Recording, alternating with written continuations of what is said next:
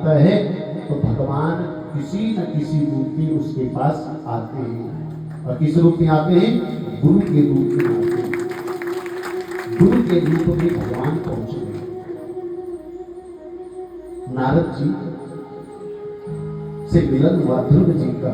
नारद जी ने पूछा कहाँ जा रहे हो? बोले मधुबन में जा रहे हैं। क्या करोगे? भगवान के दर्शन करेंगे।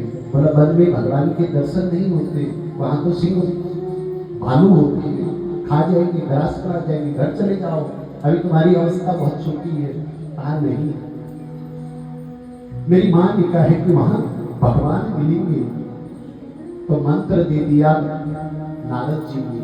अब उस मंत्र का जाप करने लगे और देखो इस तरीके से भगवान का चिंतन करने लगे ध्रुव जी कि तिरारांत्रे कवित्थ बदराशना। एक माह में 3 दिन केवल आहार करते हैं, वो भी फलाहार। दूसरा मास जब तपस्या का प्रारंभ हुआ तो 6 दिन में एक बार तृण का आहार लेते हैं। तीसरा महीना प्रारंभ हुआ तो 9 दिन में एक बार जमुना जी का जल पान करते हैं।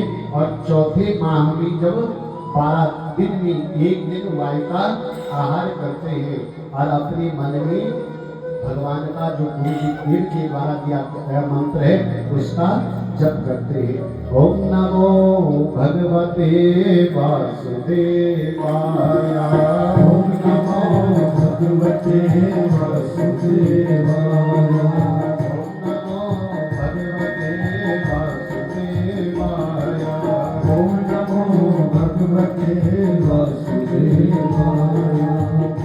अब जैसे ही 5वां मास प्रारंभ हुआ और 5वां मास जब प्रारंभ हुआ तो ध्रुव जी ने अपने एक पंजे के अंगूठे पर खड़े होकर के ऐसा प्राणायाम किया कि समस्त प्राणियों के प्राण वायु भी अवरुद्ध हो गई, ऑक्सीजन की कमी हो गई सबके लिए।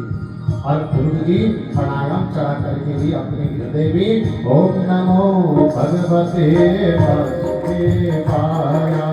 ओम नमो भगवते वासुदेवाय। अब ध्रुव जी भी जब प्राणायाम लगाया तो सबके प्राण वायु अवरुद्ध हो गई। तो देवता छटपटाते हुए भगवान नारायण की शरण में गए और भगवान नारायण से प्रार्थना की कि प्रभु हमें ऑक्सीजन की कमी हो गई, श्वास नहीं ले पा रहे। जैसे कोरोना काल में हुआ था जब दूसरी लहर आई थी और सब सिलेंडर ढूंढ रहे थे, ऑक्सीजन की कमी हो गई थी। तो यहाँ तो ध्रुव जी ने सबके प्राणवायु को ही अवरुद्ध कर दिया। देवता छटपटाते हुए भगवान की शरण में गए। भगवान ने कहा मेरा ही एक छोटा सा लाडला सा भक्त है जो मेरे दर्शन करना चाहता है। देवताओं ने कहा महाराज जल्दी दर्शन करो नहीं तो हमारे ही दर्शन हो जाएंगे। भगवान श्री हरि नारायण गरुड़ में आरूढ़ होकर के ध्रुव जी के पास आए। किंतु ध्रुव जी जो अपने हृदय भवन में भगवान की दिव्य छटा जिसके दर्शन कर रहे वही छटा बाहर खड़ी है और उसी छटा के दर्शन अपनी हृदय भवन में कर रहे हैं। भगवान सामने चले गए, नेत्र नहीं खोले। तो भगवान ने जो अंतर्हित में विराजमान थे वहां से बाहर हो गए और जैसे ही भगवान की वह दिव्य भव्य श्री विग्रह हृदय से बाहर हुआ तो तुरंत नेत्र खुले और क्या देखते हैं कि जिसके दर्शन हृदय में कर रहे थे वो तो सामने खड़े। और जब सामने उनको देखा फिर महाराज जी हाथ जुड़ गए। लेकिन अब वो लोग क्या मानी ये नहीं बताया था कि जब भगवान के दर्शन होंगे तो उनको प्रणाम करना है कि कोई मंत्र बोलना है कि क्या करना है।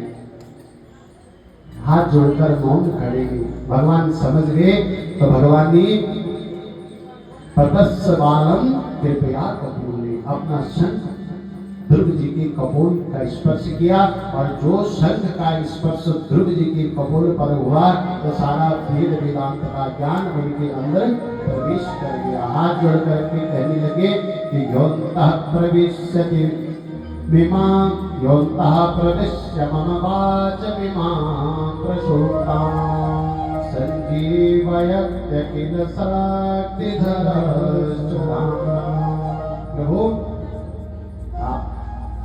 की कृपा से